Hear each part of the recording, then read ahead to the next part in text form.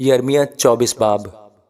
جب شاہ بابل نبوکدرزر شاہ یہودہ یکونیہ بن یہویاکیم کو اور یہودہ کے امراء کو کاریگروں اور لوہاروں سمیت یروشلم سے اسیر کر کے بابل کو لے گیا تو خداوند نے مجھ پر نمایاں کیا، اور کیا دیکھتا ہوں کہ خداوند کی ہیکل کے سامنے انجیر کی 2 ٹوکریاں دھری تھیں۔ ایک ٹوکری میں اچھے سے اچھے انجیر تھے، ان کی مانند جو پہلے پکتے ہیں، اور دوسری ٹوکری میں نہایت خراب انجیر تھے، ایسے خراب کہ کھانے کے قابل نہ تھے۔ اور خداوند نے مجھ سے فرمایا، اے یرمیہ، تو کیا دیکھتا ہے؟ اور میں نے عرض کی، انجیر، اچھے انجیر، نہایت اچھے، اور خراب انجیر، بہت خراب، ایسے خراب کہ کھانے کے قابل نہیں۔ پھر خداوند کا کلام مجھ پر نازل ہوا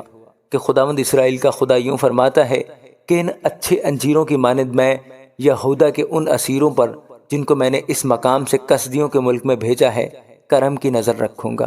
کیونکہ ان پر میری نظر عنایت ہوگی، اور میں ان کو اس ملک میں واپس لاؤں گا، اور میں ان کو برباد نہیں بلکہ آباد کروں گا۔ میں ان کو لگاؤں گا اور اکھاڑوں گا نہیں، اور میں ان کو ایسا دل دوں گا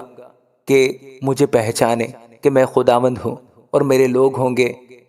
اور وہ میرے لوگ ہوں گے، اور میں ان کا خدا ہوں گا، اس لیے کہ وہ پورے دل سے میری طرف پھریں گے۔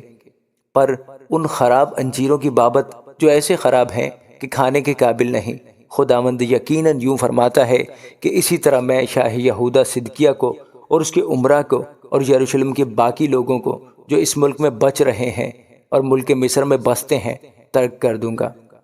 ہاں، میں ان کو ترک کر دوں گا کہ دنیا کی سب مملکتوں میں دھکے کھاتے پھریں، تاکہ وہ ہر ایک جگہ میں جہاں جہاں میں ان کو ہانک دوں گا ملامت اور مثل اور طعن اور لعنت کا باعث ہوں، اور میں ان میں تلوار اور کال اور وبا بھیجوں گا، یہاں تک کہ وہ اس ملک سے جو میں نے ان کو اور ان کے باپ دادا کو دیا نیست ہو جائیں گے۔ آمین۔